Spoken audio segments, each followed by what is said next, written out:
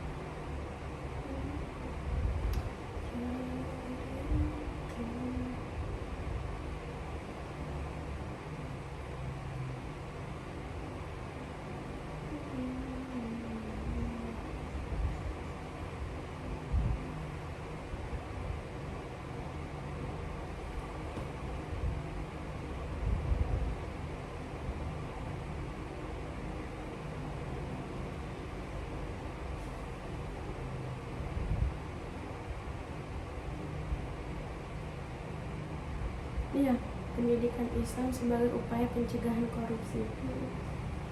Ya. Mau dibaca dulu apa gimana?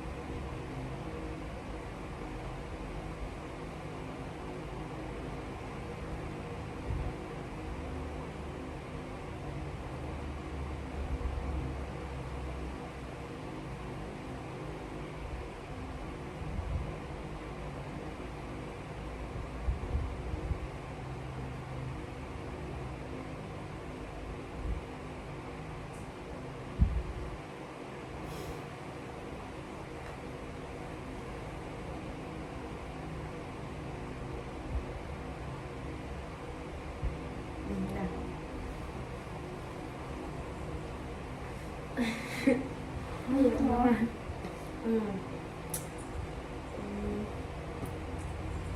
kan tentang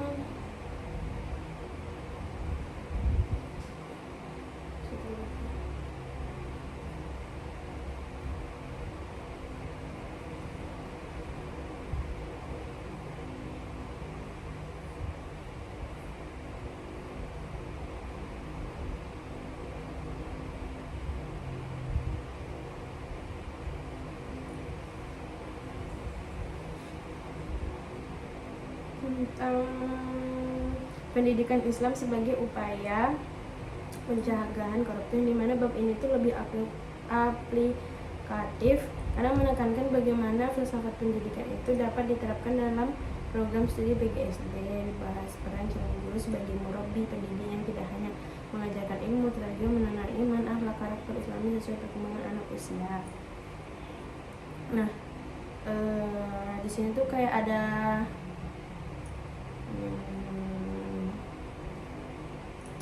kalau dilihat dari isi materinya tuh di sini ada poin penting yang nggak bisa diabaikan. Soal korupsi itu tuh bukan cuma masalah hukum tapi masalah karakter. Jadi kayak kalau kita hanya mengandalkan penindakan hukum itu tuh ibarat memotong daun tanpa menyentuh akar, karena akar masalahnya ada pada cara berpikir, kebiasaan dan nilai yang sudah terbentuk sejak kecil. Jadi bukan masalah penindakan hukumnya. Makanya banyak yang korupsi. Kayak dari hal-hal kecil aja, korupsi waktu, korupsi uang. Korupsi kan nggak melulu tentang uang. Terus kayak, nah di situ tuh pendidikan Islam itu kayak punya posisi strategis, dimana kayak konsep amanah, sidik, adil itu tuh bukan sekedar teori, tapi sebenarnya kita tuh bisa menjadikan itu tuh untuk alat praktis untuk mencegah korupsi.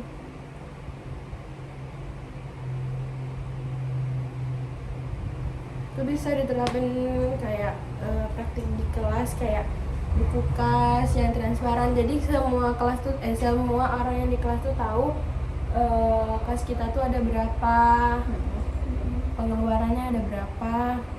Terus kayak ada SOP peminjaman barang, misalnya kayak di perpustakaan, contohnya ya kan, di perpustakaan kalau kita minjem buku itu kan ada batas apa waktunya, kayak sampai berapa hari. Kalau misalnya lewat dari itu ada konsekuensinya, denda atau apa apabila kalau bukunya hilang kayak gitu, atau ada yang sesuatu yang di apa sih namanya, yang jadi jaminan gitu loh. Kalau aku ada kan kartu perpustakaan itu. Terus ada kantin kejujuran, banyak kan kayak di sekolah-sekolah SD gitu, kantin kejujuran dia udah disertain harganya, ada disediain kotak, jadi kalau dia tinggal ngambil ini kasih uangnya. Terus kayak ada log eksperimen yang jujur, kayak kita kemarin buat apa sih namanya, program kayak misalnya 1 hari berbuat kejujuran dapat kebaikan, kejujuran tuh berarti kejujuran tuh dapat bintang 1 kayak gitu. Nah, kalau dibilang apakah pendidikan itu saja cukup, kalau secara ideal itu pendidikan Islam itu bisa membentuk karakter anti korupsi, tapi realitanya anak juga hidup di lingkungan yang kadang justru mengajarkan sebaliknya. Misalnya melihat orang dewasa curang, manipulasi dan lain-lain, kan banyak ya orang dewasa yang kayak gitu. Keturunan juga sih. Iya sih, tapi kayak nggak bisa disalahkan kalau itu keturunan. Mungkin mencontoh, nampak kayak gitu. Jadi kayak orang nyangkanya tuh ya kayak keturunan gitu, kan nggak juga ya.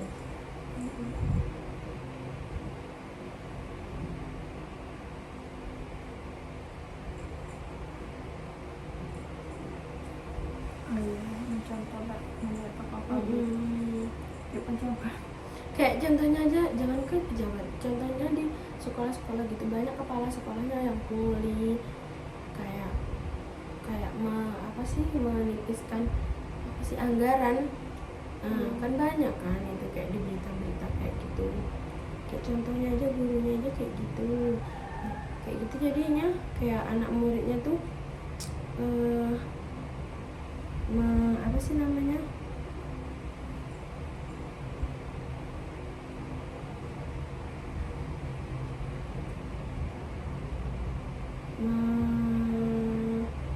contoh gitu.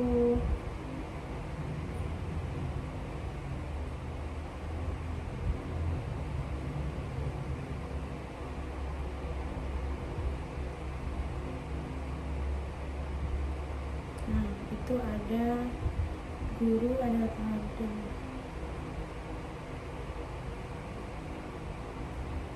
Nah dari materi yang ada di bab berapa ini, bab 6 ini itu menarik karena ini menekankan bahwa integritas itu harus dibuat terlihat dan terstruktur, jadi nggak cuma teori ya kayak sebelumnya itu bukan hanya slogan, bukan hanya teori, tapi kayak dibuat itu terlihat dan terukur. Kayak misalnya bukan cuma bilang jangan curang kayak gitu, tapi ada sistem kayak sistemnya gimana, audit kecil, peer review, dan bukti kerja ini lebih realistis dibanding pendekatan moral saja. Nah, kan usia sekolah dasar itu fasenya meniru gurunya, meniru lingkungan sekitarnya. Nah, jadi ini kayak sebuah golden moment di mana itu tuh kesempatan kita sebagai guru itu untuk membentuk karakter siswa, yang dimana kalau di tahap ini sudah terbiasa jujur dan disiplin, kemungkinan besar akan terbawa sampai dewasa. Kayak dia takut gitu kan, kayak kalau nggak jujur aku nanti gini.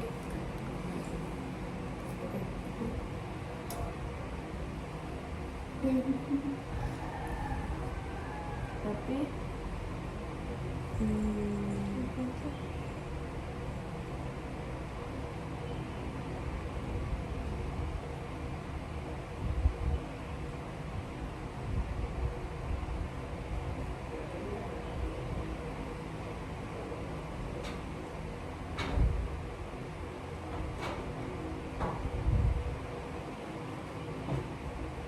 terus tapi apa? Tapi itu walaupun dia misalnya dari kecil udah biasa jujur, pas bisanya kita tidak tahu lagi dia itu berada di lingkungan yang kayak mana. Itu tergantung ke pribadinya masing-masing. Sudah dikuatkan dari SD sampai ke perguruan tinggi misalnya masih kayak gitu ya berarti. Apalagi banyak remaja itu yang emang di mana di lingkungan itu baik-baik, sekali di luar tuh kayak langsung pergaulan bebas gitu. Kan ada kadang yang bersembunyi di balik. Iya sih, itu tuh kayak memang dia nangkapnya lah lagi. Tidak bisa juga kita harus kasih. Kalau dia milihnya gitu, tapi ya kita tuh tidak bisa lepas tanggung jawab juga. Tapi kadang korupsi juga tuh karena tapi kalau korupsi, kalau dari kayak pejabat-pejabat gitu tuh dibilang ekonominya nggak memadai juga enggak. Nah itu mungkin karena kurang kepuasan diri mungkin ya. Kalau misalnya kita tarik lebih jauh tuh sebenarnya materi itu nggak hanya bicara tentang pendidikan, tetapi tentang bagaimana membangun peradaban yang berintegritas atau memiliki nilai kejujuran. Karena korupsi itu bukan sekedar tindakan, tapi mencerminkan cara berpikir atau mindset dan cara hidup, lifestyle. Tapi masalahnya selama ini pendidikan tuh sering berhenti di level mengetahui mana yang benar, tapi gagal sampai ke level membiasakan yang benar. Nah kayak contoh-contohnya cuma kita tahu kalau korupsi ini nggak bagus, nggak boleh. Kayak contohnya buang sampah aja, dari hal kecil kita tahu kalau buang sampah itu nggak baik buat lingkungan, mengkotori lingkungan, buat banjir dan lain sebagainya. Tapi lihat-lihat di daerah-daerah besar kayak di Jakarta, jangankan daerah besar, daerah lingkungan sekitar kita aja kayak di pasar-pasar itu membuang sampah masih sembarangan kayak gitu. Jadi kan bisa buat pencemaran apa sih, udara juga deh sih. Udaranya jadi terasa bau kayak gitu kan. Terus tuh Masalah utamanya itu kesenjangan antara nilai dan realitas. Dimana secara teori itu hampir semua orang tahu kalau korupsi itu salah, jujur itu baik, amanah itu penting, tapi masih karena ada kesenjangan kayak pengetahuan moral, kesadaran moral, tindakan moral. Sebenarnya dalam pendidikan Islam itu ada menjembatani 3 hal kayak tilawah, tazkiyah, taklim, di mana itu tilawah memahami nilai, tazkiyah membersihkan hati, taklim membiasakan tindakan. Tapi dalam praktiknya itu sering pendidikan itu hanya berfokus pada taklim, transfer ilmu tanpa adanya pembiasaan, pembentukan hati. Jadi bisa dibilang kurang maksimal. Iya kan, kayak cuma teori. Kayak ada teori ujian, teori ujian. Lalu ada pembiasaannya gitu kan. Nah, selanjutnya itu korupsi itu berawal dari hal-hal kecil kayak normalisasi penyimpangan kayak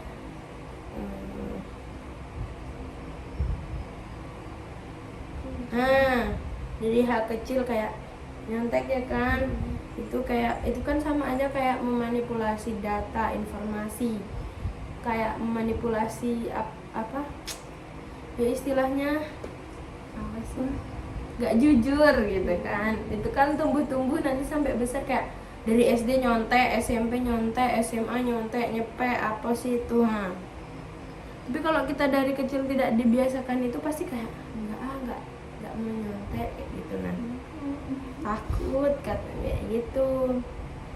Nah kayak titip absen banyak kan kalau di kuliah teman kita juga ada yang seperti itu.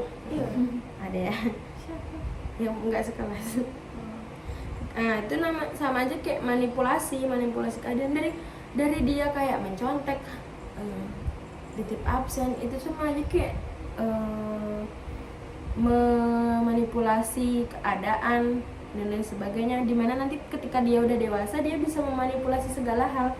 Nah, contohnya tadi dibuat untuk korupsi, jadi memanipulasi data, memanipulasi pengeluaran dan lain sebagainya kan, tidak jujur dalam tugas. Kayak istilahnya menghalalkan cara untuk keuntungan pribadi.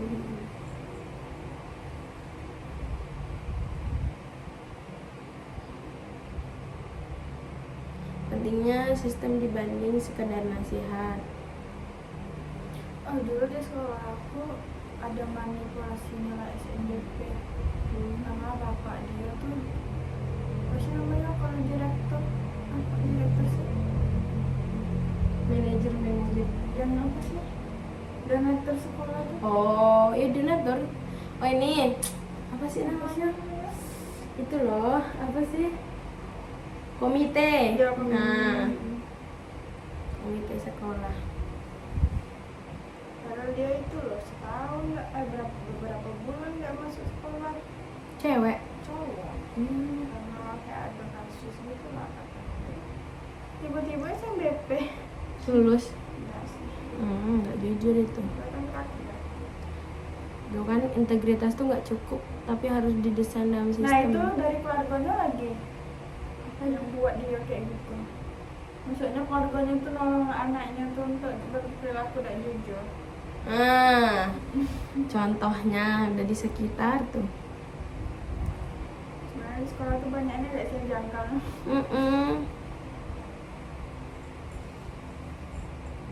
Kayak sekarang kan banyak suap kayak gitu, nyogok masuk sekolah biar dapat univ ada guys, temennya ada. Iya, tes. aku cerita nih ya, kawan MTS aku tuh dia lulus MAN.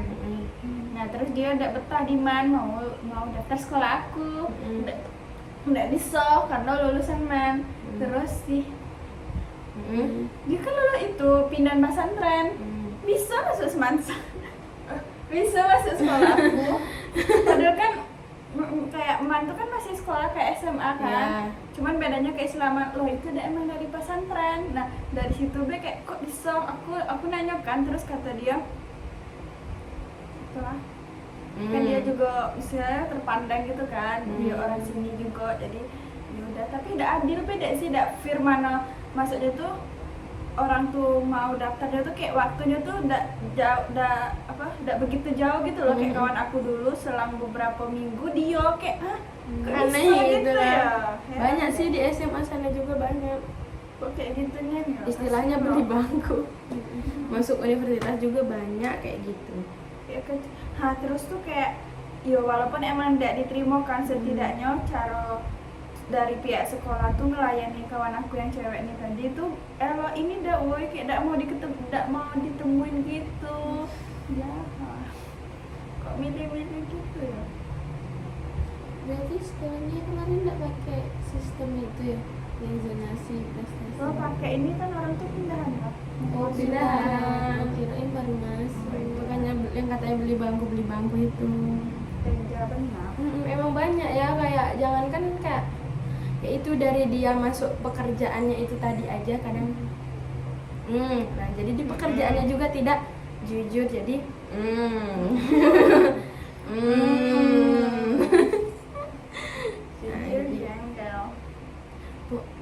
Indonesia nih sebenarnya orang-orangnya udah pinter, cuma integritasnya kurang. Aku kurang percaya diri ya, jadinya pakai orang dalam.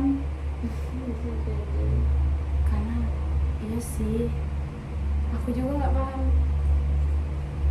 Karena orang dalam lebih menjanjikan mungkin kayak enggak, orang Indonesia nih pingin yang serba instan. Iya.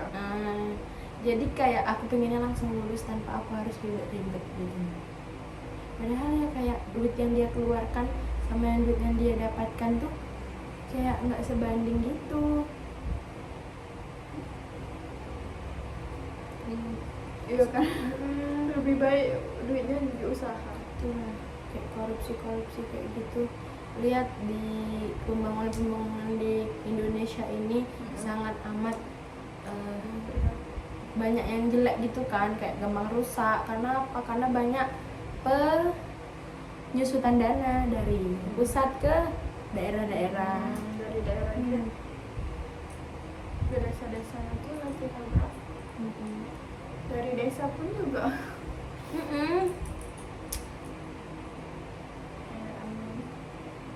Oh iya nih, korupsi bisa menjadi budaya yang diwariskan.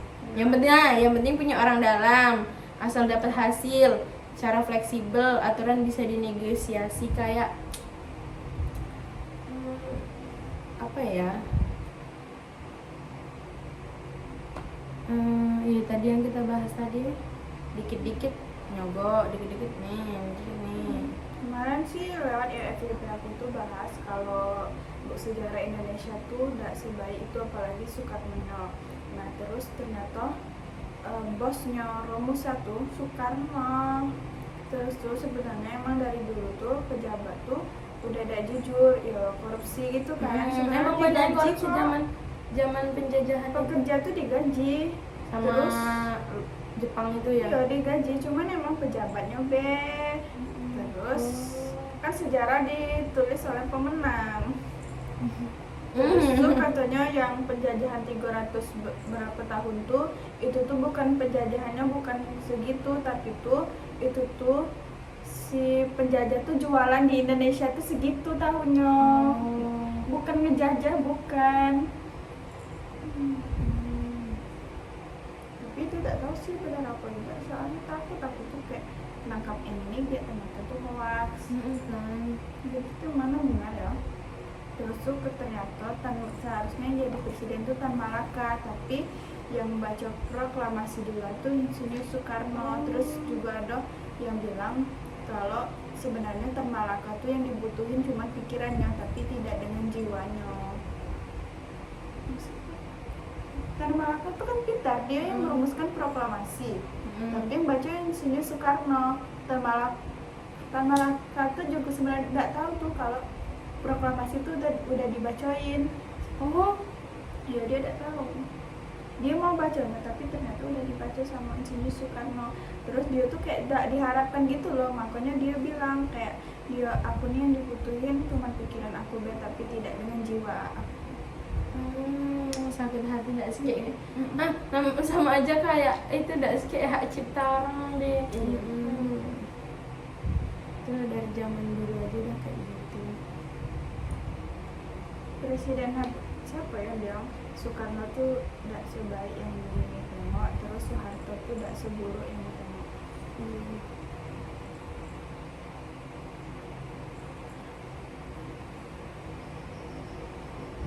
Udah nggak sih? Terus ayat-ayatnya yang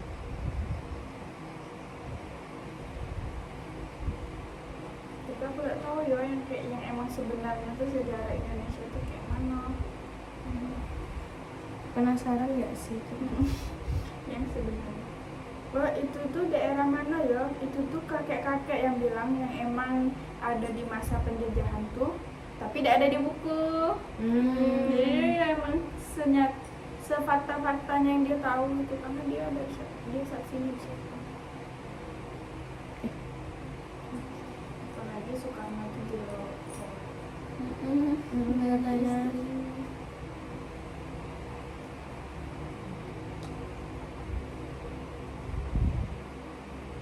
ada ayatnya. 6 ya?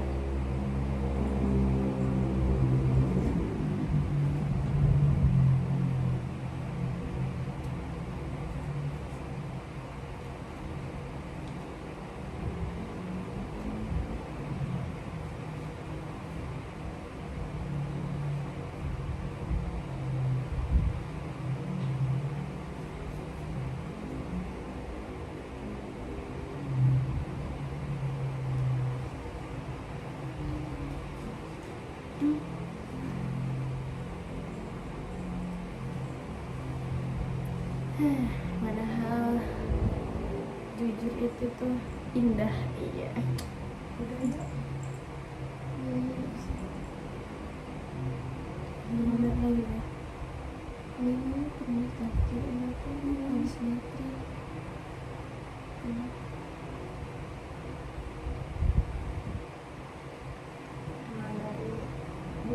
Emang dari apa sih?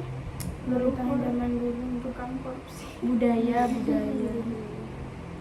Emang manusia tuh nggak pernah bersyukur. Wah sebenarnya sih.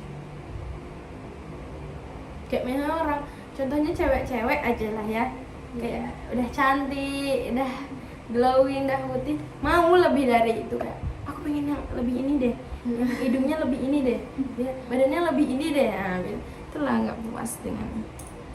Nih ada hadis, ayatul munafiki salasun, idza haddatsa kadzaba wa idza wa'ada ahlafa wa idza tumina khona. Muttafaqun alaihi. Hadis ini disepakati oleh Bukhari dan Muslim, menjadikan khianah amanah dan kebohongan sebagai indikator kemunafikan praktis. Ia adalah definisi operasional anti korupsi di tingkat karakter. Munafik yang korupsi itu zolim sama apa warga-warga Indonesia.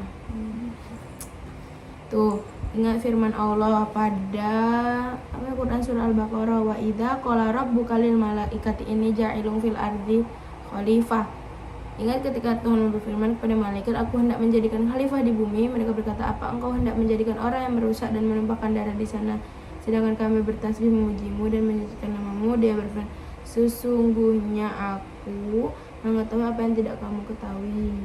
Al-Tabari menafsirkan sebagai yang memakmurkan bumi dengan kebenaran. Korupsi bertentangan dengan mandat kekhalifahan karena merusak tatanan dan menafikan keadilan. Tuh, yang korupsi itu bukan khalifah, karena nggak memakmurkan bumi, tapi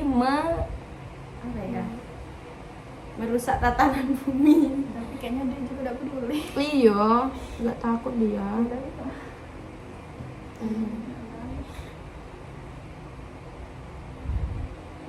Udahlah. Oke, segitu saja diskusi kami mengenai bab 6 ini, yaitu tentang pendidikan Islam sebagai upaya pencegahan korupsi. Itu saja yang dapat kami sampaikan. Apabila ada kurang dan lebihnya kami mohon maaf. Kami akhiri. Wassalamualaikum warahmatullahi wabarakatuh.